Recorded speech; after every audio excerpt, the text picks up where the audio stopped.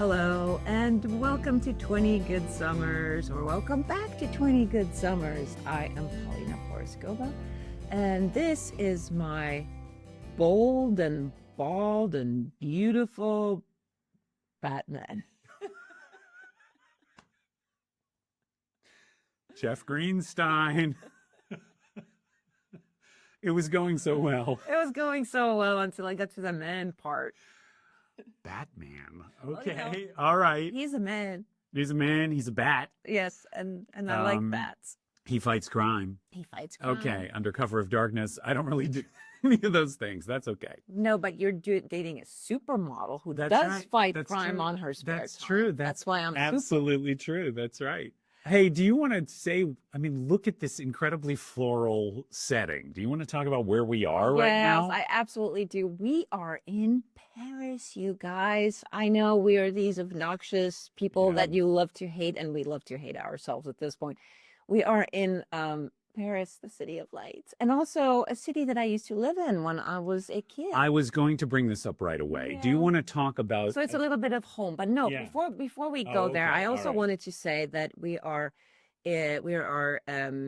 been lent the Yes, apartment that's by right. by two friends of ours, a couple that we are incredibly grateful to, and we just bought these robes in a Yes. place around the corner, and I thought it looked very Matisse, so I Sure. thought, together with this room, I thought, like, let's make it kind of like a Matisse painting. So for those of you who are listening to us and not watching us, allow me to very briefly offer you a description of this please do. beautiful blue floral and pink and green wallpaper. And Jeff and I in blue and floral bathrobes in somewhat dissonating Yes. patterns, but the effect of it is very it's either really lovely or just jarring. I'm not sure which. I think we have a lot of blue eye action going on as a result That's of this. because it's raining outside. Yeah, well, there's that too. And if you guys saw how very slipshod this arrangement of doing this podcast is, It's literally held together with Scotch tape. yeah. You know, I responded to a DM we got of a woman saying, why haven't you responded to the emails like you said you were going to? And it's like, do you understand this is a two-person operation that is an iPhone, a couple of mics, and some tape? Because that's what we're doing. So we appreciate your patience with us, Yes. especially as right now we are on the move. I wanted to ask you Uh-huh. about your history with the city of Paris, because I think maybe not everybody knows that, and I think it's interesting. All right. Is it interesting? Well, I don't know. So let me just go in it very briefly, Yes. because the topic of today's conversation actually does come from It a whole does. bunch of emails that we have had. We can't read them out to you because we don't have enough phones to read it from, and we have nothing Correct. to print it out on. Yes, correct. So an email, responding email episode, there's many coming because we have Yes. gotten lots of emails from you guys, and we love them. And there's so many that are so interesting and so thought-provoking. And yes, we will get to them all, but right now we're traveling, in part because we're getting some paperwork ready for a certain important day that is coming up in the future that we will talk about. We'll talk about it in a later. bit. Yes. So to rewind, so we were saying Paris. I lived in Paris from the age of just 15 until about 17 when I moved to New York. So I lived here for 2 years, and I lived here by myself on my own in a very small apartment near on the left bank in the Latin Quarter near this University of Jussieu. And so when I am in Paris, I first of all, I feel kind of like I'm at home, but I also revert to this sort of teenager. It's totally true. I noticed this on our first trip you here, said which we can talk about in a second. There is this gammon kind of girlish quality, this bouncing your step. I noticed it the moment we step off the plane. But it could also just be because I'm in Paris with could be you. that. I know it could be. It could be just love. Yeah, it could just be that. love. But Paris does have that effect on a Yeah, lot it of people, does. but not necessarily the people that you see amassed under the Eiffel Tower waiting for 3 hours to get into an elevator. yes. But that is also a kind of a part of this conversation, because if you've never been to Paris, I guess probably most people in our homeland have not No, necessarily been to I was Paris. saying That this would be a kind of a earlier. big expectation, I wouldn't it? think that it is the kind of trip that people would save for and yearn for a lifetime. And I mean, it's a place I had not been before Until we you met met. me. Yeah. And I never thought I would. I never thought I would get here. I think the, the chances of me making this trip by myself, that Yeah. would not I have mean, happened. I did go to Paris once by myself on the vacation. It was kind of like my declaration of independence when my husband and I were getting separated. And I can tell you, and this is just for myself because there's a lot of Yeah. eagles out there that fly free Yes, and correct. just love being by themselves and taking in everything. Well, I spent the entire week in the most beautiful little apartment on Ile Saint Louis, like bawling my eyes out Yeah. because I was just so desperately lonely and sad. But So don't do that. if you're a duck, don't come to Paris by yourself. Correct. Correct. Come with a friend. Friend, Paris and friends are fun too. It Absolutely doesn't true. have to. Paris is not That's right. only for lovers. But I think it is best explored with a buddy. Yeah, if you're a duck. If you're a Yeah, duck, if you're a duck. yes, yeah, we have So to qualify that. so you were here for a couple of years in your teens, and it was the genesis of your modeling career, right? Yeah, well, this is where I started modeling. This is where I started a career. I was supposed to only do it over the summer. It was like a summer job instead of Yeah. a pair job that I already had planned. And then by, by the summer's end, by August, I was doing so well. And also I went back to Sweden and I looked at the school I was supposed to go to and I thought, I've already traveled like the world by myself. I had been sent to Tokyo on my own. I had been to Morocco. I had been to Germany. I had been to Italy. I had been sent all these places on my own at 15. And I thought, I sat there with looking at those kids and I thought, I don't have anything in common with them Right. anymore. And so I just turned back and went back to Paris. I'm going to do something here that you probably don't want me to do. Promote your novel. Oh, Is that okay? of course you can promote my I was novel. not aware, and maybe you aren't either, that my partner wrote a novel about that experience called A Model Summer. And I just read it a couple of months ago. And it is a highly fictionalized, right? Yeah. Highly fictionalized account of your experience. But it is about a young woman who comes to Paris after being talent scouted as a model and so forth, and some of the experiences she has. And I think it does capture the flavor of that experience that you had. How could it not? So Yeah. I just want to tell you, it's out there to be read, and it's really well written. She's a great writer, and I enjoyed it. It gave me insight into you and into that experience that I had not had. It is raining in Paris. It's So if you are raining getting really hard. yes, it is. So if you get a little kind of action in the background that our mics are picking up, that's why. Anyway, that's a recommendation. Okay, so you're okay with me doing that? Well, of course. I mean, I was actually, when I wrote the book, which is like now almost 20 years ago, I was very proud of myself because it's not easy to write a novel. And also, of course, everybody assumed Oh, it that was all this was, just a you're memoir. yeah, you're just putting down your life. No, I was using my life to write a book, and I crammed in everything. I crammed in other people's stories that I saw around, and then some that I made up. And I always felt, slightly, I guess maybe irked that nobody gave me any credit for having an imagination of any sort. It's like, because I'm a model, clearly I'm just writing about things that happened to me. I have to say, and writing is my temple. I don't throw these words around lightly, but it's really beautifully written. Like, even if it were just a memoir, it's really, really fine writing. So I'm not just saying that because I'm in love with you, but maybe I am. You might not be entirely objective. I might not be entirely objective. But anyway, yes, yes. it does. What I really tried to do with that book was to capture the feeling of Paris, of being in Paris and being so excited and blown away by it, but also terrified, scared and nervous and anxious all the time. And then, of course, all of you that have heard of the Epstein files, well, that was my life when I was, 15 years old, was fending off those very guys. So that's in the book too. As a just, this was an everyday thing. An interesting thing about it is that when the novel came out about 20 years ago, and I thought that actually thought when That it it would would get a come out response. that it would get a Yeah. response, that people didn't give a shit. People were like, yeah, you say you were pawned by some old guy's, big deal.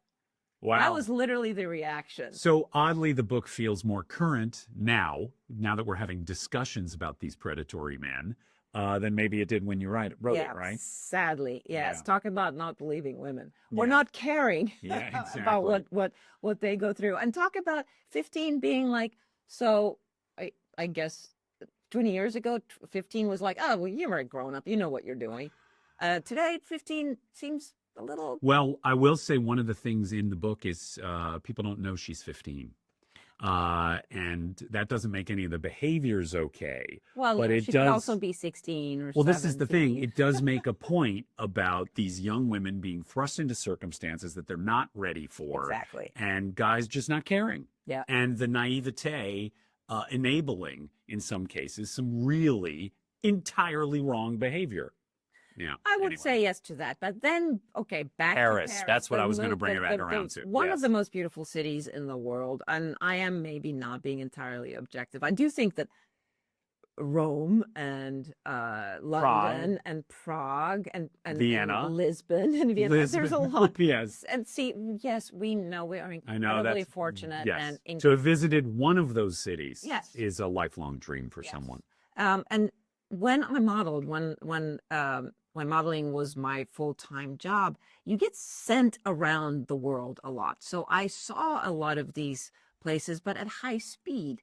And often I feel like, sure, I've been to Dusseldorf, sure, I've been to Frankfurt, sure, I've been to Lyon, sure, I've been here. Really, technically, I was in the airport and then the photo studio and a shitty hotel and then back to the airport. So I didn't necessarily. I traveled a lot, but I didn't see as much as one would. As a think. tourist would. Yeah, exactly. And so being a tourist is a kind of a new experience to me too, and it's also a very sexy experience. Yes. Oh, are you? Is that a nice lead-in? I mean, all right. Okay. So I am so trepidatious about this episode, but maybe we'll pull it off. You guys will let us know. We alluded in a past episode to something Chris Rock said. How often is Chris going to be referred to as a relationship counselor on this show? It's a mistake.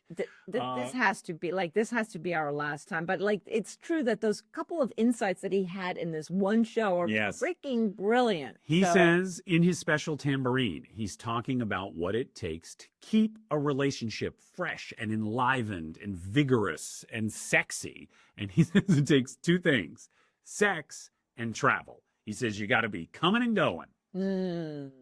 So this one's about coming and going. And P really wanted to talk about this, and I don't know how to talk about this. Because you're a man. Because that's one thing. Can we talk about just women huddle up and talk about sex? I think in a way, I wouldn't know, not having male friends that I huddle up with and talk about sex, but y'all do. We do. And also I have to say, and this is also, we have gotten quite a few emails now at this point asking about sex. Yes. And I absolutely understand it, because I would have the same questions from my girlfriends. And I take this as a badge of honor that you see me and Jeff as sort of friends, like we're your buddies. And so you're asking questions that you would ask a friend. And so I kind of want to get into it a little bit as a friend, perhaps not in as great of a detail as I would if we were sitting having a tea or a coffee or a drink. But I do think that talking about sex in your 60s, sex in your 50s, sex post-menopause or menopause or peri-menopause for that matter is really important. And not a lot of people do this. There is especially in America culturally, I think there is a shame about sex being, it's supposed to be private. It's supposed to be kept secret.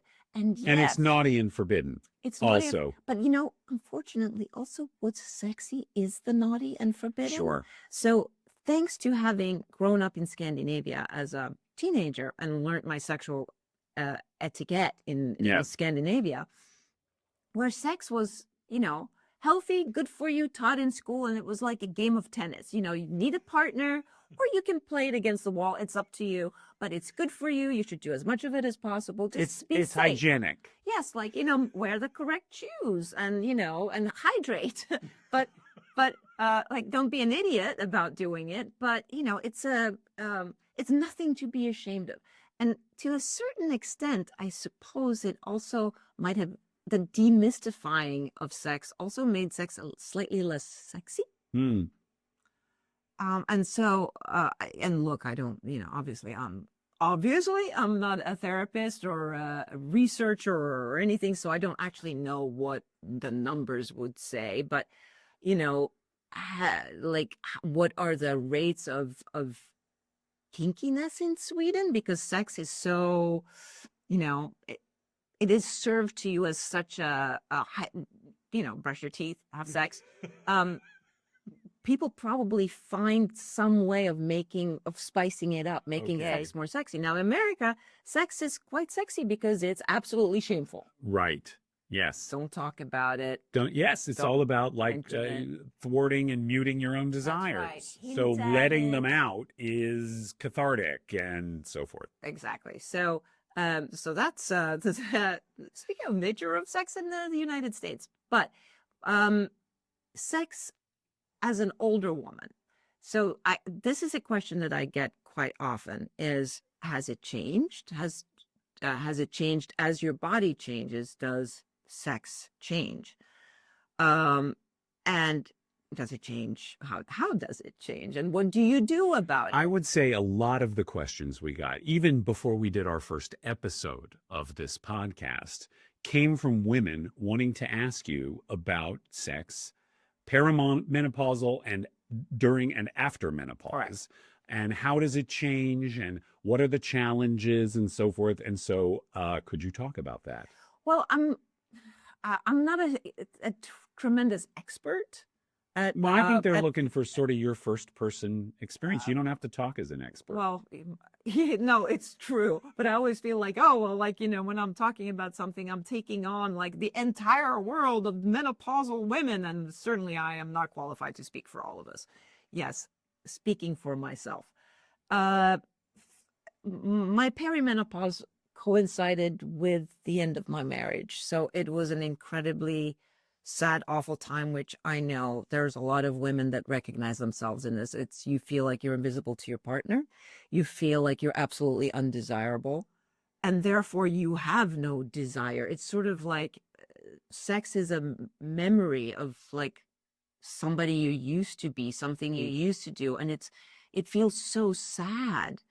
And when I was separating from my husband, I went to a psychic, who was sort of a psychic counselor, Tony, whom I adore, and literally there was only one thing I wanted to know, and this is really pathetic, and I apologize for being so shallow, but I went to him with one burning question: will I ever get laid again? And he reassured me that I was. Okay. He also said, you're going to fall in love. And I was like, no, I don't want that. That has absolutely not worked for me. Why did you have that reaction? Because it meant a lot of change would be inbound in order to make fall in love? Yeah. Why did you wave that off? Because I thought, I didn't know that I was able to love anyone again. I thought my husband was like my one and only, that I was never going to fall in love again.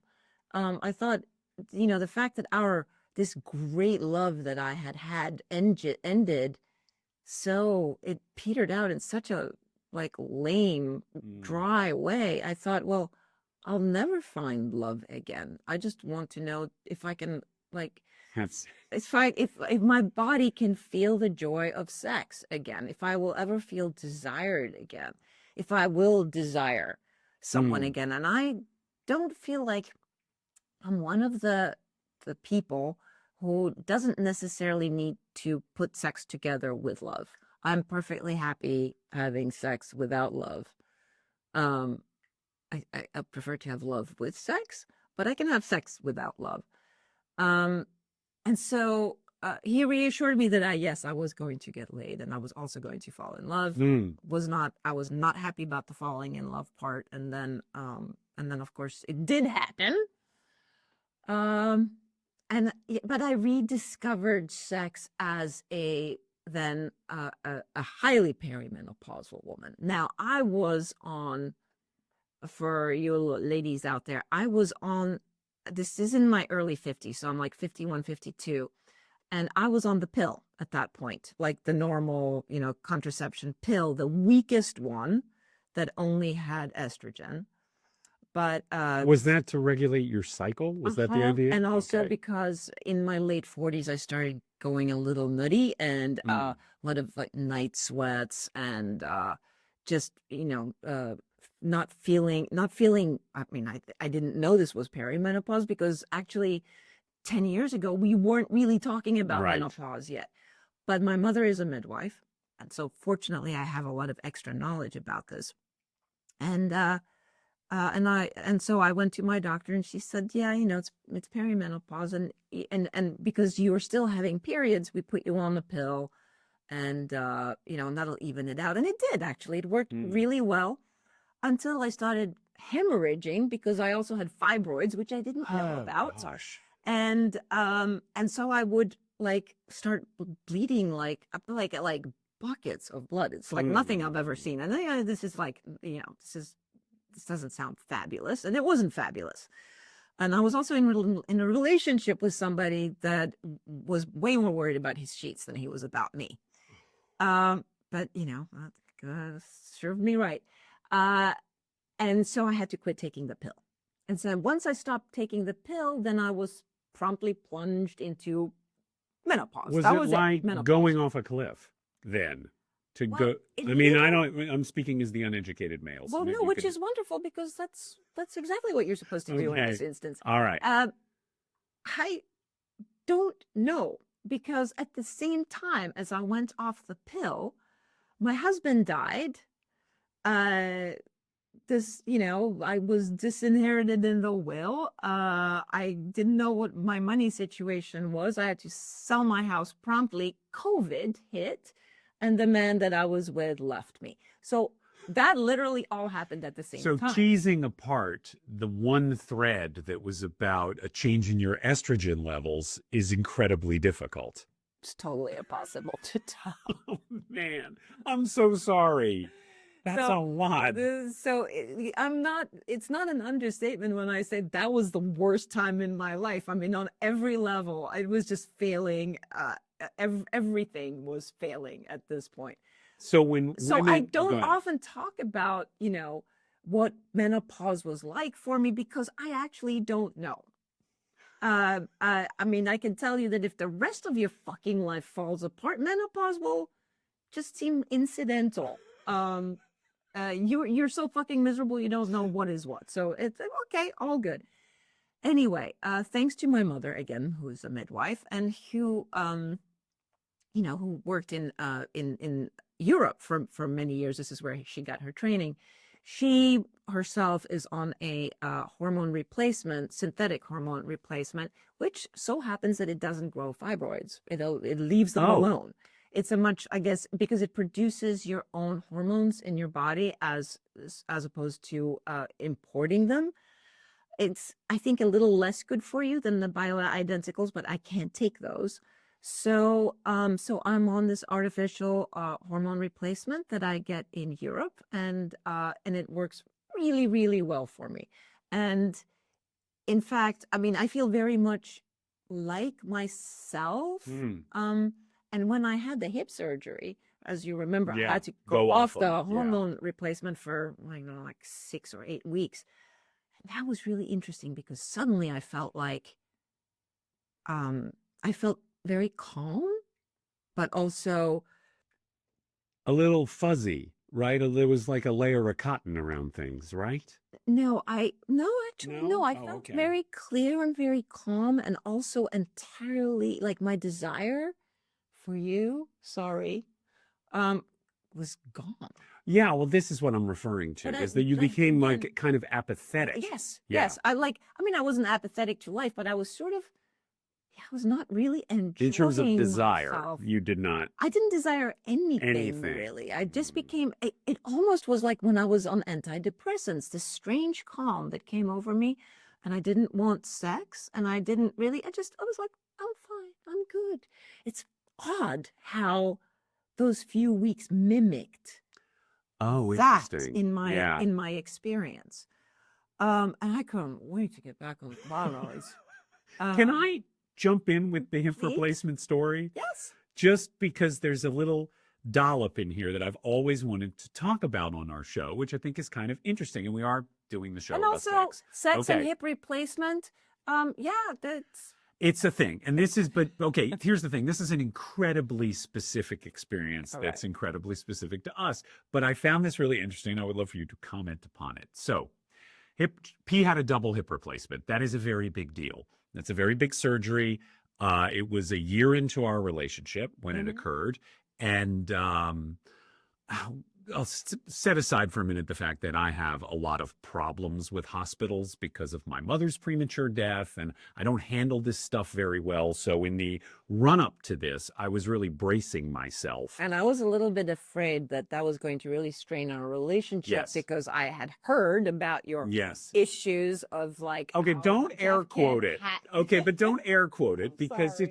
it's childhood trauma. Can we call it childhood trauma? Okay, yes, I And should I was- not air quote child All right. trauma. So You're right. I mean, I'm it was sorry. okay, but I was 17 when she died, and so hospitals have always been freighted with the feeling of disaster. The only time I ever went to a hospital and something good happened was when my wife had her kid. Yeah, Our that's kid, right? quite a nice thing. That Yeah. So that's really wonderful. But other than that, hospitals meant death and tragedy. Okay. So I'm newly in love and my beloved is going under the knife for the first time in your life. Yeah. This was your first surgery at 59, Yeah. the first time you had ever had a serious surgery. And so I was trepidatious and I was girding myself for it anyway. So you went through the process and I was alongside you when you And did you this. were the best partner ever. It's really nice of you to say that. You- Thank you. You sleeping in that tiny little chair next to me. I did sleep in a because I had tiny to chair. stay in overnight because I had lost a lot of blood, which one does when you have bilateral surgery. And Jeff, you never mentioned anything about yourself or about not being comfortable in the hospital or anything. You were just completely, you were such an incredible partner at that moment. Thank you. And then I remember you saying, so I'm going to go home and get some sleep now. And you were like barely standing. And I was like, can you please not go home? And you went, okay. And just curled up in this armchair. I set a chair and a table and then I put a blanket over them as if it was going to make it more comfortable. Anyway, this is not the point of the story. Point of the story is, thank you I really tried to show up for you. Okay. And it was important to me that I did. And I feel like I did slay a dragon because having gone through that experience and you came out great and so forth, I feel like that fear has abated a lot. Point of the story, though, is we went through a process together. You were interviewing orthopedic surgeons about doing this, and you interviewed a few of them. And I went along to kind of provide perspective and so forth. We found this amazing guy who did the procedure. He did a great job. He said that final meeting with him before the surgery, this is days before the surgery, and he says, do either of you have any questions about the process, the recovery, wanting us to be as informed as possible? And I said, how soon can we have sex?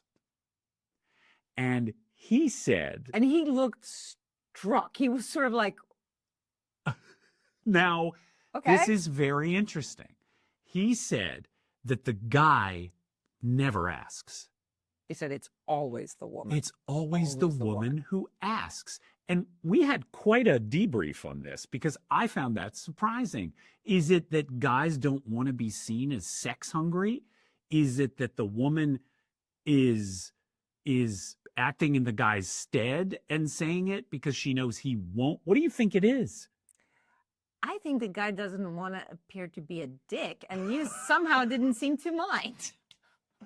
It's so bad. You kept talking about the story as like, hey, and No, I'm no, no, kind no. of I'm not proud of it. no, I'm you not but you proud of it. seemed like you thought it was kind of like a feminist move to Here's the thing. ask. I mean, I hate to tell you this, guys. I like any story in which I'm exceptional. It's okay if I'm, even if it's I'm the an wrong exceptional way. in the negative way. That's okay. I can live with that. But I found it fascinating that couples would come in all the time where the woman was getting this surgery and, And where the guy never asked, like literally never. And I really do think it's because they didn't want to seem like they were but 600 dicks. Yeah, all right, and but don't guys act dickish all the time? in other Particularly circumstances, yes. when matters of sex are concerned. I found it very interesting. Anyway, Anyway, I all can't right. I can't actually answer why you were the only male ever to ask I a don't know doctor why, but about his partner's bilateral hip surgery. yes. But I remember at the moment, I mean, of course, I didn't think anything of it because Yeah, did you think it was weird? Were you embarrassed? Would you have asked the question if I didn't? oh yeah, well, absolutely. But at that point, I was thinking more of like, the blood and the gore and the horror of it all, and so I wasn't exactly sexually Yeah. minded. But yes, of course, as soon as I had the surgery, I was like, wait, when can I take my hormones again, and when can I have sex? But by this time, we already knew. That it was pretty much Yeah. right away. Just have fun. And the unexpected benefit, well, it was expected, but it was unexpected at the time, was that I could finally spread my legs. It did. Look, a spider. Wait, I'm going to rescue this little spider. Here we go. You guys probably can't see this, but there he goes. I'm just rescuing him. He's a French spider. He's French. How do you say spider in French? Araignée. Okay. Talk about when you went back on HRT. Then I went back to my HRT, and everything sort of came back in a very nice, pleasant way. And I also have post a hip operation, I've finally resumed my exercise regimen. Yes. Which I used to exercise quite a lot, like from my 40s into my 50s, and then my hips wouldn't permit me to do anything really. They wouldn't permit me walk upstairs. So I lost a lot of mobility and strength and flexibility. And after the hip surgery, we went on a bike ride. Not long after. Yes, 3 months later. Yeah, like doing 40 miles a day. It was amazing. You had all this renewed mobility. You guys that are going to get hip replacements, you are going to freaking love it. It's the best thing ever. And I do remember, I mean, you made it a joke out of it, but like when we first met, you could not cross your legs. You couldn't uncross your legs. No. There were lots of moments where you would really struggle, and you would sit in pain because you're Czech and you can sit and suffer and still be a nice person. Right. I don't whine like some people. I don't know any people like that. No. I don't know any people. You might have some in the family. I don't even think that's the case. No. But anyway, but in fact, the first time we were in Paris, 3 years ago exactly, I hadn't had my hip surgery yet. Yeah. And we walked around this city. We went to every museum. We did everything that we did now, but I did it with a tremendous amount of pain. Yeah, because the best way, Paris is a walker's city. I mean, it's also really great is. for biking. But again, these are two activities that if you're struggling with hip issues are going to make it incredible. And you like a yeoman, went through this entire, walking 8 hours a day, 14,000 steps a day, and then would come home and just, oh God, it was torture. Well, I think you don't remember that sometimes in the museums, I had to sit down. It's like I had to sit down because I was in so much pain. I remember nothing but joy. Okay. Well, I remember joy and pain, joy and pain. They can absolutely coexist. Yes. But anyway, so you were saying, so it did make sex better for you that you weren't struggling with hip issues? Yes. And so now at 61, and being on hormone replacement, and of course also having found the, man of my life, sex is better than it's ever been. And I'm sorry if that's offensive, but also I hope that this might be inspiring to some of you. Sex has it has a slightly different quality. And I wonder, and yeah, we're I know going to you're need to gonna talk ask about, me. well, we're going to need to That's talk okay. about the male That's perspective on okay. this too. But I remember while I was dating and having plenty of sex without love, um, there were some guys that were like, I had a really fun with in bed, but I didn't want to like have conversations with them, but they were fun in the sack. Yes. Um, but I remember thinking that my body worked pretty much the way that I was used to my body working. And this is all like pre-surgery, and this Yeah. is um, after taking the hormone supplement. And I was very pleased about that because, again, once my life had fallen apart and I was single, I was scared. Again, I was like, oh no, is this the end of my sex life? Mm. And because perhaps I always found sex to be rather important in the relationship. I have friends and girlfriends to whom sex was important in the beginning of a relationship or has been important all along. But I also have a lot of friends who were like, I don't care that much. It's You not know? central to the relationship. Yeah. And to me, like my husband and I think remained married happily for such a long time because we did have a really great Yeah. sex life. Yeah. And once the sex life waned, I was finding out that there was not much left to hold us together. So that was the thing that hung on the longest. Well, it In was the some one ways. thing. I mean, obviously you're co-parenting. There's lots of other Yes. things that are But important. it was the but one thing that you could count was, on. exactly, Yeah. that was consistently good. That was a connection that we had that was always there and that was always good. So when that went away, there was like, well, what else is left then? Yeah. That went and the kids went, and that was like, oh, wait, now we're just like two strangers. So maybe that's why sex was always rather important to me. It feels, it makes your body really happy. It makes you feel really good. It is like working out, but so much more fun than well, working also out. if you're in love, it strengthens your bond with your partner. And I was talking Yes. about just the physical Yes. aspects of sex, Oh, okay, the yeah. Scandinavian aspect of sex, the hygienic aerobic. part. It's It makes you feel really good. It You makes can- you look right, good. right. It sends the blood flow You up to rarely your face. gain weight while doing it. Correct. It has no calories not many. Okay.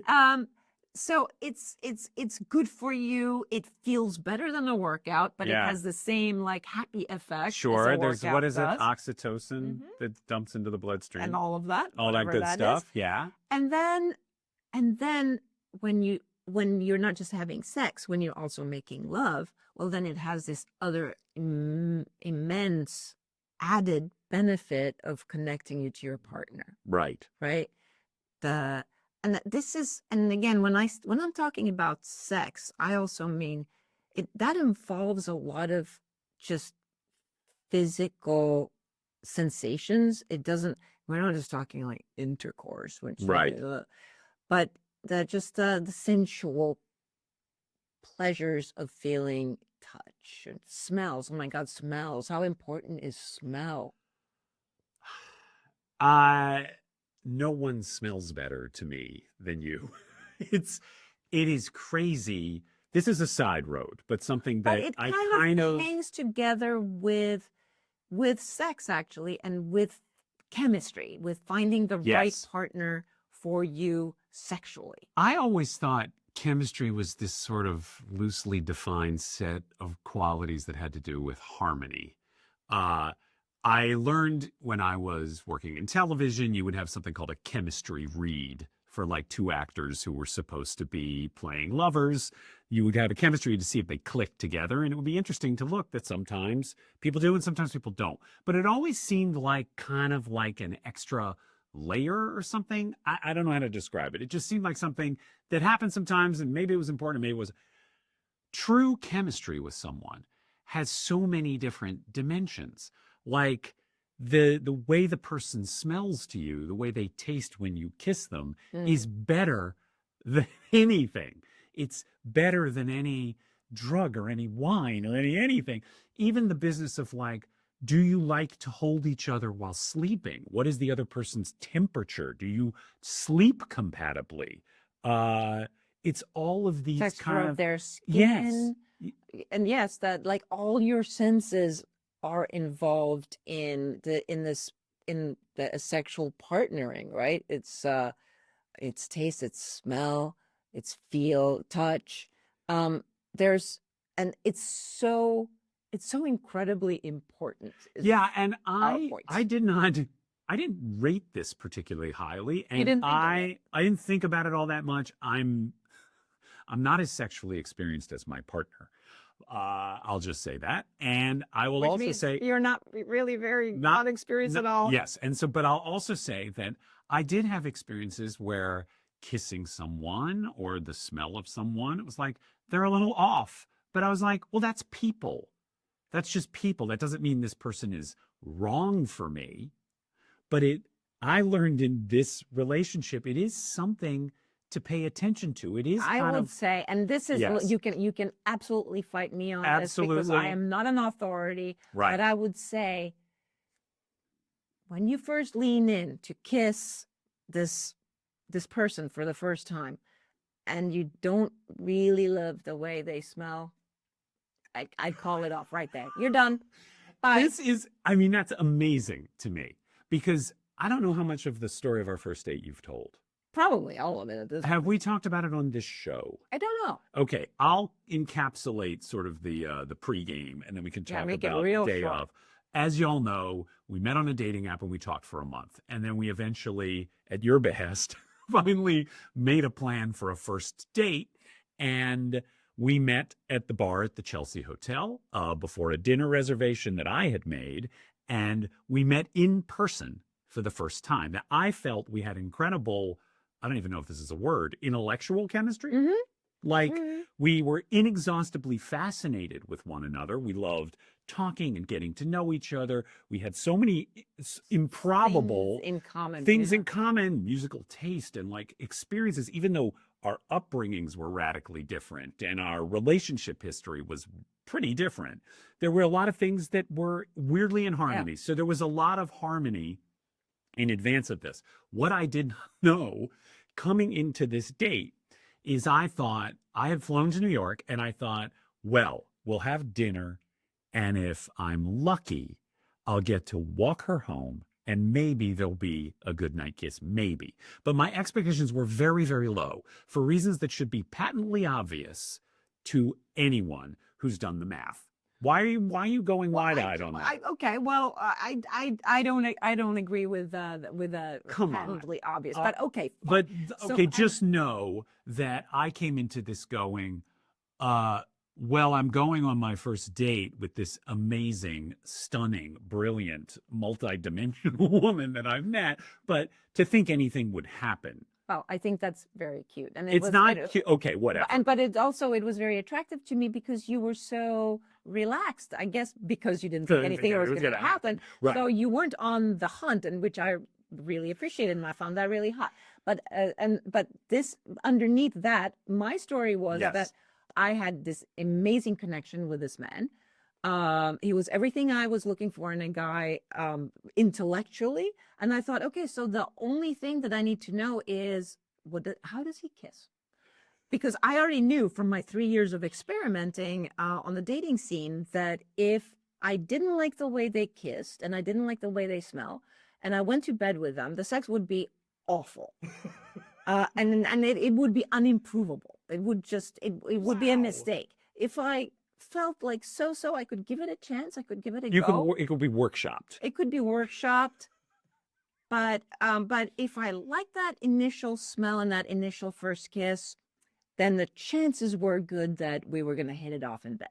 So getting ready for this date, he's like, I did change clothes brunch. 4 times. I did change clothes 4 times because I was nervous. But again, I thought a kiss was the absolute apex. And it would come at the end of the evening. Meanwhile, I put on like really hot black lacy lingerie and a easy sweater dress to slip off and high heels and then 10 minutes into the date, we were sitting at We're sitting on a chaise on a at the chaise, Chelsea. We talking just about yeah. probably Roman history. Yes. And I leaned in and I kissed him, French kissed him. You And your glasses did that fog fogging over up thing. Yes. I don't know if my glasses were on at that. Well, you would remember better than I, actually. I think you had them on and you took them off and then leaned in for another kiss. I But was the moment I leaned in, and I felt your lips and I smelled the scent of you, I was like, I was in part relieved and in part very excited because you smelled so good to me. I like this exercise. It has no point except I like descriptions. I like, I'm also a writer, so I like to write. I like to figure things out in words. And so I've always gone around thinking about how people smell and what they smell like. I know, like, one of my sons smells like apples, like red apples, and the other one smells like his dad. Like, he actually has kind of an intense smell of his dad, which to me was always a little almost like talcum powdery. You smell like fresh baked biscuits.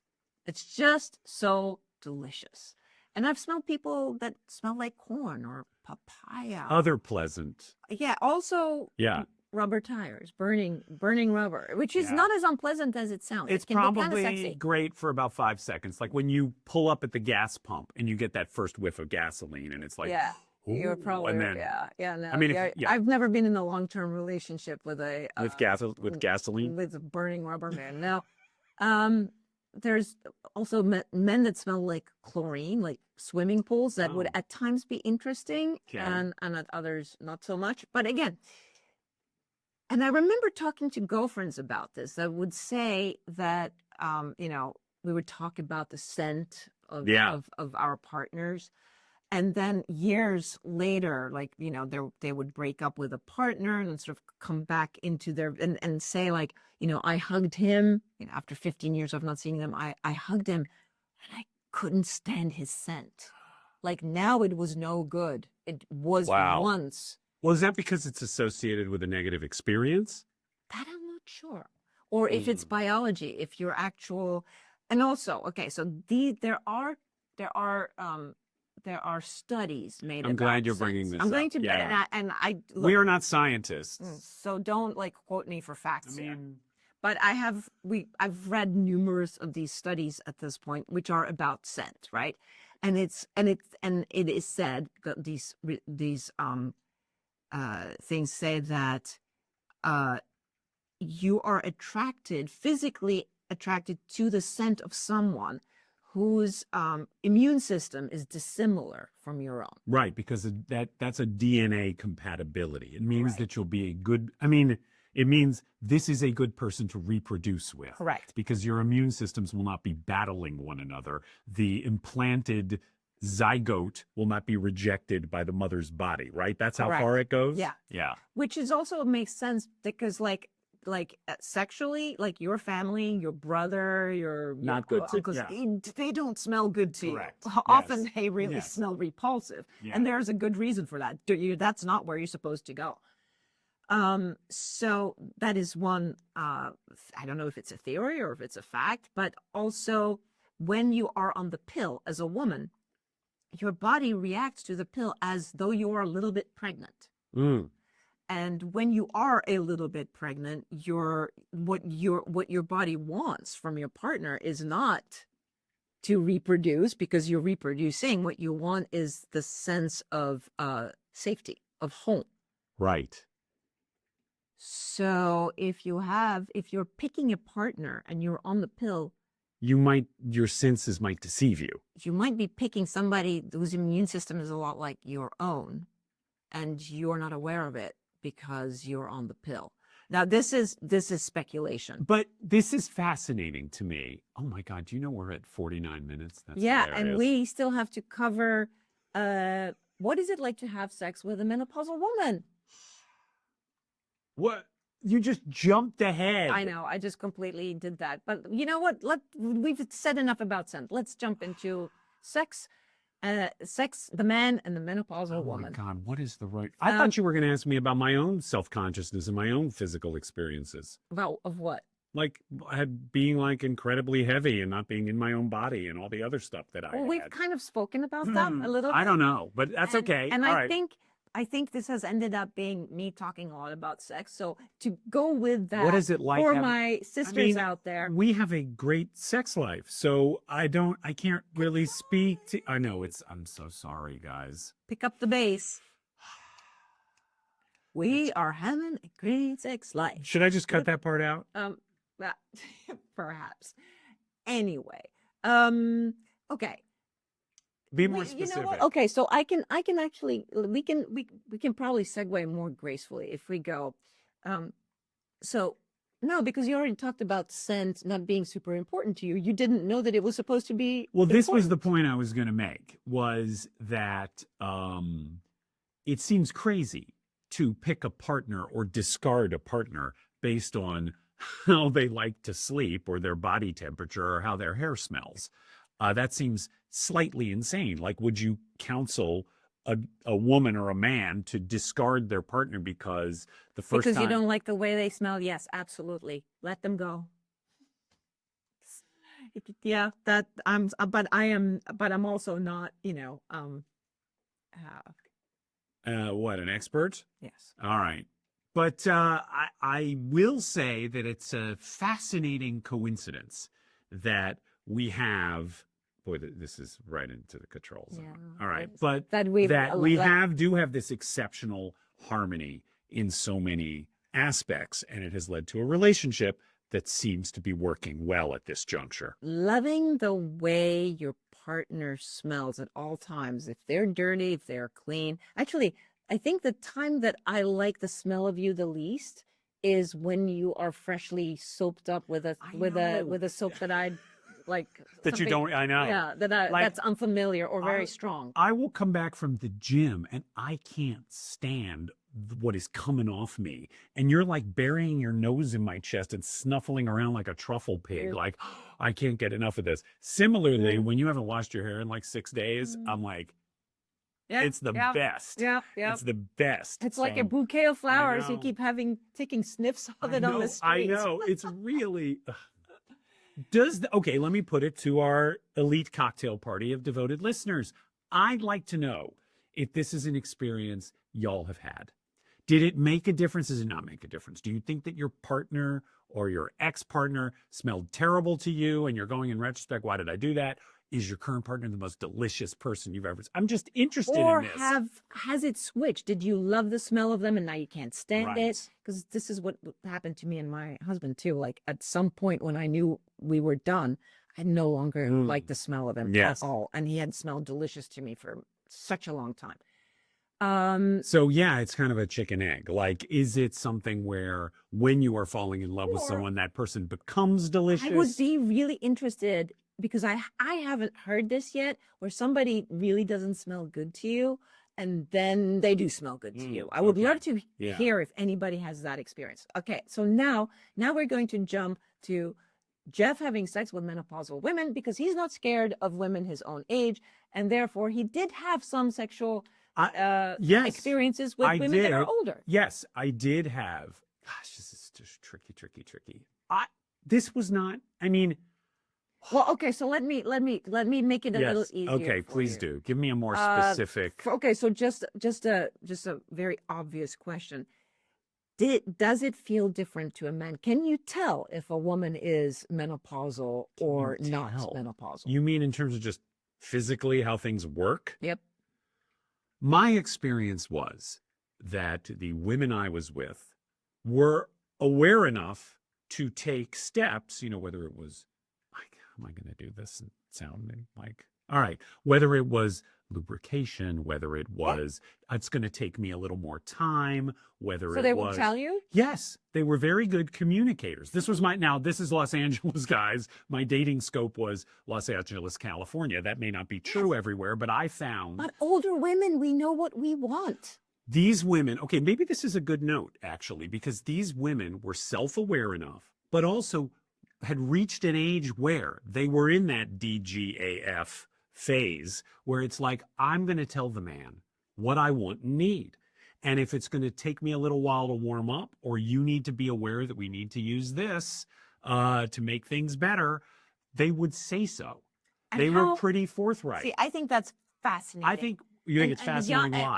Why? And younger women, they wouldn't really I do don't. it that. Well, I mean, how do I have any I know you perspective? don't Because have a lot of, I because got you were married married at for a long time. 27. So I mean, I have said, because we talked about dating on this show, that I found it both bracing and exciting for women to talk about like what they want and need in a very forthright and self-respecting fashion. So I didn't find that intimidating or off-putting. I found it like, here's a woman who knows what she wants. So that was going to be my follow-up question, was it didn't feel emasculating to you. It didn't feel like, oh no, now I have to like sort of follow a set of rules. No, because these are also women who know their own bodies, right? And they've been through a transition. So you getting helpful comments like, can you do this harder? I would rather know. So much of okay, it's like a cliche that men dealing with female sexual response is like safe cracking. Like, do I turn this a little to the right, or should I go higher or lower or whatever? It's all a mystery to us. And so I remember, during the limited experience I had before marriage, I was like safe cracking. Like, oh, wow. Oh, actually, I heard a tumbler fall. Isn't that amazing? Then when I came out of my marriage in my 50s and entered the dating scene, well, women in their 50s will tell you, that doesn't work for me. I don't like to be touched there. I do like to be touched there, a little faster, a little slower. I like that assertiveness. I would rather know, because we're going to have a better time together. And I'm not going to come away with that anxious feeling of like, was it okay? What? Which is what I think a lot of younger men constantly grapple with. You look delighted that I'm sharing all this. Oh, I think this is so valuable for women to know. I mean, am I a typical guy in this respect? Elite cocktail party of devoted listeners. Do the men in our audience feel the same way? Yeah. I wouldn't know, because I feel like I was always fairly assertive sexually. But did you ever find that a guy was intimidated by you saying more this, less that? Well, a lot of the times the guys were just intimidated point, so it was hard to tell what they were intimidated by. Okay. But did a guy ever seem like put off specifically by like you talking about what you want to need? Yeah. I don't feel like a guy was ever turned off by me going, hey, just a little higher up, little. I don't feel like it was ever a turn off to a man. But also the men that went to bed with me as an older woman knew they were going out with an older woman. Yeah. So that it's the men that don't like that won't go out with an older woman. They will look for the younger. Did you date much younger guys? Only a few. How was that? Sexually, it was really fun. Yeah. I mean, they were very eager and they were like puppies. It was like playing with a puppy. Wait, is that a terrible thing to say? It's not a terrible thing to say. I think that's great. It was fun, and I think, But you didn't really develop, if you'll excuse the expression, a taste for it. Like you didn't keep dating younger guys. No, I mean, puppies are delightful in their way for a certain amount of time. Yeah. I really I did want to fall in love, and I did want, and for that it has to be an equal. Well, this is something that you said. I was going to get to that. Yeah. It was like sexually, that was a fun experience, like, experimenting with age and, body shape and color, whatever. That was all fun. Because I never had a very specific, like, physically, I was never really only attracted to, well, he has to be tall, he has to be this. Like, I find the personality attractive. Yeah. So that didn't matter that much to me. And sometimes I find a guy attractive because he was like really funny. and like literally nothing else about him would be all that attractive. But he was really funny, or he was really smart, or he had a beautiful voice, or he cooked a fantastic dinner. Like I can find people Yeah. attractive for all different reasons. Um, wait, where were we? No, I was asking about younger guys. That's it. Oh That's yeah. it. Well, how about younger women then? Any younger women? A small number. I did get fixed up. This is really funny. There was like a friend of a friend who's a television producer. He and I were having lunch, and I was single and had kind of re-entered the dating world. I think this was right around the time that our friend sent me an invitation to Raya, and he said, I have the perfect woman for you. She's amazing. She's athletic. She's super tall. She's a veterinarian. I'm like, oh, all right. Okay. This all sounds good. And he showed me a picture of her. And I was like, oh, she's really pretty. Yeah. So we met for coffee. And she walks in. And the moment she walks in, it becomes very clear she's 27. And we had this very funny kind of exchange of glances where it was like, no. But we sat down and we had coffee together and we had a very nice conversation. But I don't know why this guy thought. That's as far as it went, guys. That's it. That's all. Because he was a guy, and because And he thought, oh, newly single 56-year-old is probably hot for. yeah, who has a good living and is well established. Yeah. I will say she is engaged to a man of commensurate age, and I'm very happy for her. We follow each other on Instagram. I'm delighted for her. That's great. Yes. It's great it worked out that way. Yes. I also know a lot of people in your business Yes. who are your age or older, and they are now very happily ensconced with women much younger. I did date for, I'd say, I think it was a 6-week thing. A woman who was 35. And how was that sexually? It was fine. I don't think we were terrifically compatible. She was incredibly bright. Like she was a literary agent and super well read, and like we really enjoyed each other. There wasn't. Oh, I don't know if I can tell this part of the story. Well, you don't want to say. I don't want to get any more specific than that. Yeah. That's Yeah, it. yeah, I'll stop there. It was very nice, and then it came to an end. It came to an end in a very. I tell 2 funny stories about this. One was on one of our first dates. We went to a museum together, and we were looking at a display of aerial photographs. All right, and we're walking from one photograph to another, and one of them was a photograph of Moab, Utah. Okay. And as we come up to this photograph, she goes, I love Utah.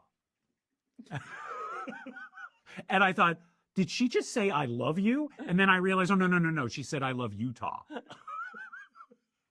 That was really funny. And then the way she broke up with me was we had just been to a movie and we were walking out of the theater. And I was like, oh, I'll walk you to your car. And she's like, you don't need to do that. And I was like, well, what? Like she had clearly made a decision sometime that evening that she was going to end this. And it was very civil, but I was kind of like, so do you want to maybe? I don't think so. And it was just over. We had been to a very nice movie. Anyway. That's peculiar. Again, no hard feelings. No well, hard clearly feelings. you had no hard feelings because there was no. There was there not were no. much There were no there. strong feelings. No, Involved. but that was, I would say that was the sum total of my experience with much younger women. You know? Okay. So we are at the hour mark. We're at the hour mark, so we're gonna we were going to make this about Sex and travel, but sex it was and just travel, about sex. and then just see how much we had to say about sex. Well, here's the thing. I guess we did. Clearly, there's more to cover.